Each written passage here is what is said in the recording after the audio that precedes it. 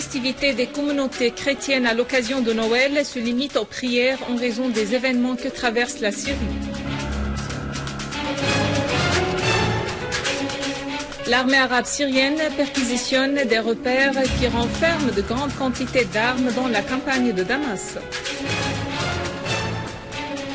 La Russie déclare débloquer de millions de dollars pour soutenir les efforts internationaux pour détruire les armes chimiques en Syrie.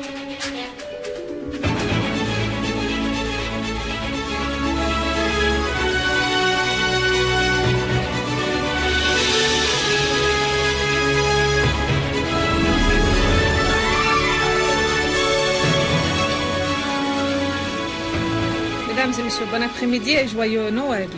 À l'occasion de Noël, l'église Mériémite à Damas a organisé une prière commune regroupant les chefs spirituels chrétiens et musulmans. La prière a réuni le patriarche Yohanna Dessiazaji, patriarche d'Antioche et de tout l'Orient pour les Grecs catholiques, le mufti de la République Ahmad Badreddin Hassoun, les chefs spirituels des confessions chrétiennes, ainsi que de nombreux religieux musulmans, représentants des organisations populaires et des institutions officielles. Leurs éminences ont affirmé que la tolérance religieuse est la spécificité de la société syrienne. Notre pays a offert au monde entier la civilisation et les messages célestes, ont-ils précisé, ajoutant que le peuple syrien fera face à tous les défis grâce à son amour de la patrie. لكننا في الوقت نفسه جذر ضارب في عمق تاريخ وجغرافية هذه الأرض سلاحنا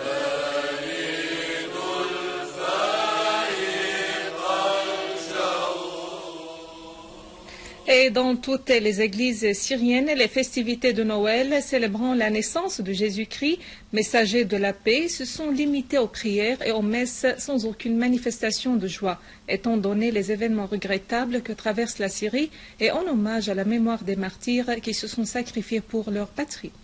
À Damas, une grande messe a eu lieu à la cathédrale orthodoxe syrienne de Saint-Georges, dirigée par Monseigneur Jean Kouak, directeur du cabinet patriarcal secrétaire, et par Monseigneur Mat Al-Khouri, secrétaire patriarcal. L'évêque Al-Khouri a souligné les tragédies en Syrie causées par le terrorisme et financées par certains pays arabes, régionaux et occidentaux qui veulent détruire la coexistence et la tolérance des Syriens. Son éminence a réitéré l'appel de l'Église pour une solution politique à la crise en Syrie et son espoir dans la réussite de la conférence de Genève II. L'évêque El-Khouri a précisé que les chrétiens sont enracinés dans leur pays depuis des siècles, parce que la Syrie est un pays de paix et de fraternité. Son éminence a appelé la communauté internationale à faire pression sur les pays qui soutiennent le terrorisme dans notre pays afin de ramener la paix en Syrie. À l'église évangélique, le pasteur Ibrahim Nassir a appelé les Syriens à rester vigilants des dangers d'un conflit qui pourrait torpiller leur qualité de vie décente et à garder leur appartenance à la patrie de la foi. Avec la foi, on peut triompher les envahisseurs. Les églises syriennes ont accompli des prières implorant le haut Créateur de protéger la nation et de rétablir la paix et la sécurité. À l'église Fatima à Damas, une messe a été célébrée par Monseigneur Elias Taubi, archevêque des catholiques syriaques. De même, dans l'église de Mar-Elias, des Grecs orthodoxes, Monseigneur Louq Al-Khouri a présidé les célébrations de Noël. À l'église Zaytoun, les sermons ont souligné la nécessité de la cohésion des musulmans et des chrétiens pour défier le terrorisme, surmonter la crise et restaurer la paix en Syrie. Au cœur de la basilique de la Nativité à Bethléem, le patriarche latin de Jérusalem et des Terres Saintes Fouad Tawal a appelé à renforcer le message de la foi dans les cœurs et à rejeter l'immigration et l'isolement. Monseigneur Fouad Tawal a souligné que la solution est de rester pour vivre et mourir en Palestine, notre terre sainte. Le patriarche Tawal a lancé un appel urgent à ceux qui ont choisi la violence, la destruction et le recours aux armes pour reconsidérer leurs actions. Celui qu'ils considèrent comme leur ennemi est en réalité leur frère dans l'humanité, a insisté le patriarche Tawal, qui a appelé également à renoncer aux armes et à miser sur le dialogue, la tolérance et la réconciliation. Et à Rome, le pape François a appelé dans la messe du réveillon de Noël que les personnes marginalisées sont les premières à comprendre le message du Christ. Le pape François a déclaré dans la première messe de Noël qu'il préside depuis son élection il y a 9 mois que le Christ a dressé sa tente entre nous et en lui est apparue la grâce, la tendresse, la miséricorde et il s'est adressé aux fidèles en disant « N'ayez pas peur, le Seigneur pardonne toujours ». La messe qui a été présidée par le pape François s'est poursuivie, a duré après son arrivée à la basilique de Saint-Pierre avec 30 cardinaux et 40 évêques pour plus de 2 heures et elle était traditionnelle.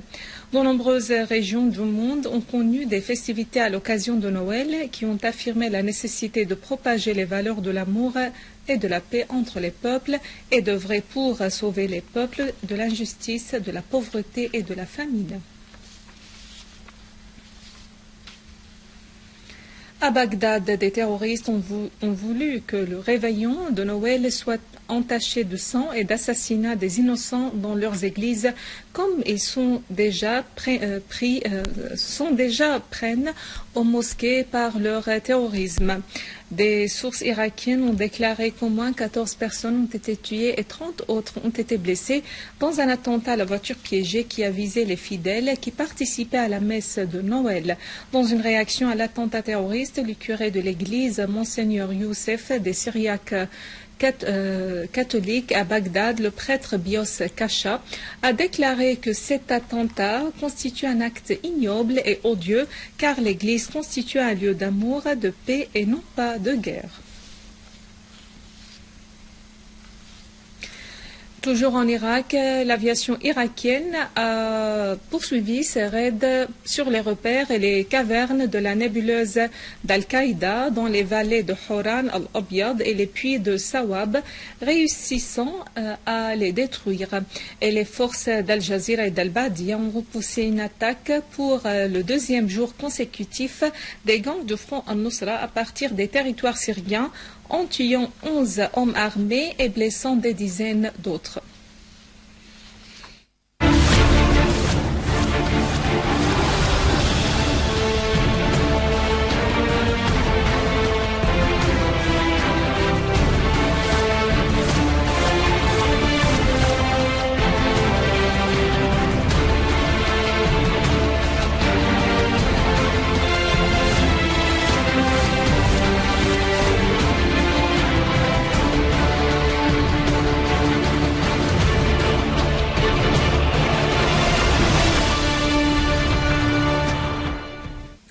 Dans la campagne de Homs, des unités de l'armée arabe syrienne se sont accrochées avec des groupes terroristes armés alors qu'ils tentaient de s'infiltrer au territoire libanais dans la région de Mahir, faisant des tués et des blessés dans ses rangs et procédant à l'arrestation de certains d'eux. De même, les forces de l'armée ont détruit un entrepôt d'armes et de munitions ainsi que des caches des terroristes de la soi-disant État islamique d'Irak et du Levant et procédé à la liquidation des terroristes qui tentaient d'agresser les gardiens du barrage Al-Rastan. Les forces de l'armée arabe syrienne ont également détruit un repère des terroristes alors qu'ils creusaient un tunnel près de la mosquée de Mustafa Basha dans le quartier de Babhoud et ils ont procédé à l'élimination des rassemblements de terroristes à Kissin, la ferme de Cheikh Ibrahim el-Hakim à Al-Rastan. D'autres unités de l'armée ont neutralisé un groupe terroriste armé dans le village d'Al-Ghasbiya alors qu'il lançait des obus de mortier sur le village d'Adouer. Et dans le village de Dar el-Kabira, l'armée a détruit 2 repères des terroristes et 2 entrepôts d'armes.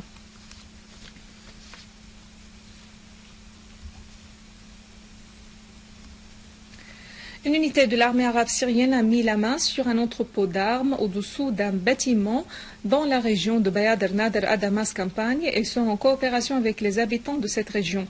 L'entrepôt comprenait une grande quantité de différents types d'armes et de munitions, dont des snipers, des Kalachnikov, des obus de mortier, des RPG, des missiles Law, ainsi que des détonateurs et des uniformes militaires. dans la ville de Nabek et au cours des opérations de ratissage qu'effectue l'armée arabe syrienne dans les fermes d'As-Saqi, un repère de terroristes a été découvert renfermant des charges explosives et des munitions variées et des appareils de communication sophistiqués. Une source militaire a indiqué que des caisses de munitions de calibre 14 mm et 23 mm, une charge d'un obus d'artillerie, des munitions d'une mitraillette russe, des masques à gaz et des appareils de communication sans fil utilisés pour les charges explosives et des gilets de camouflage utilisés pour les centres de commandement ont été confisqués.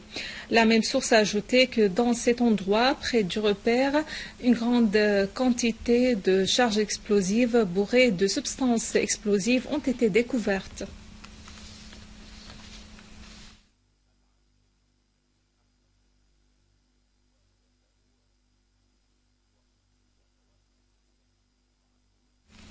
Le vice-ministre russe des Affaires étrangères, Sergei Ryabkov, a déclaré que son pays offrira près de 2 millions de dollars pour soutenir les efforts internationaux pour détruire les armes chimiques en Syrie. Ryabkov a indiqué que la Russie a fourni une grande contribution dans cet effort, précisant que l'aviation de transport militaire russe a livré 75 camions à la Syrie pour l'aider et garantir la sécurité de l'opération du transfert des armes chimiques en Syrie, de la Syrie à l'extérieur du pays, dans l'objectif de les détruire.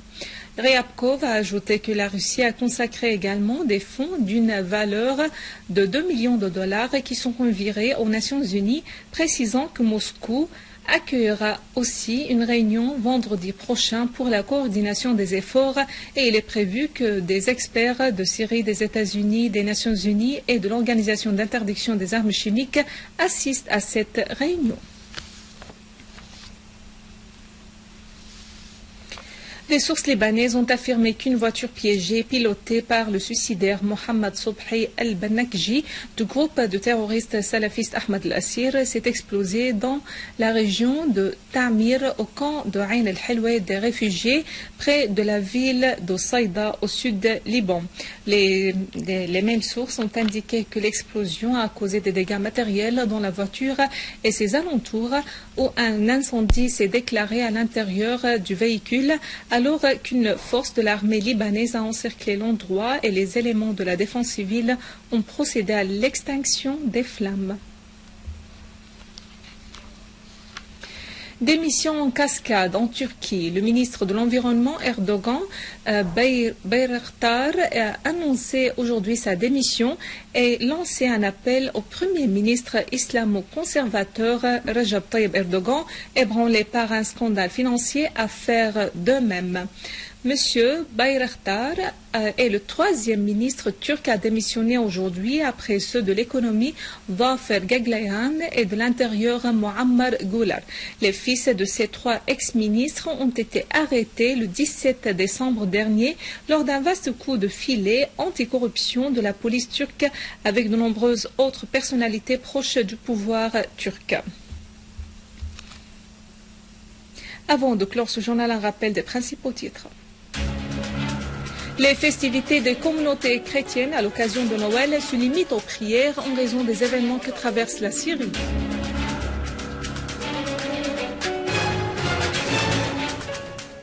L'armée arabe syrienne perquisitionne des repères qui renferment de grandes quantités d'armes dans la campagne de Damas. La Russie déclare débloquer 2 millions de dollars pour soutenir les efforts internationaux pour détruire les armes chimiques en Syrie. Mesdames et messieurs, c'est la fin de notre édition. Pour la revoir, visitez notre site web syriaonline.sy. Merci à vous, merci à toute l'équipe. Joyeux Noël et au revoir.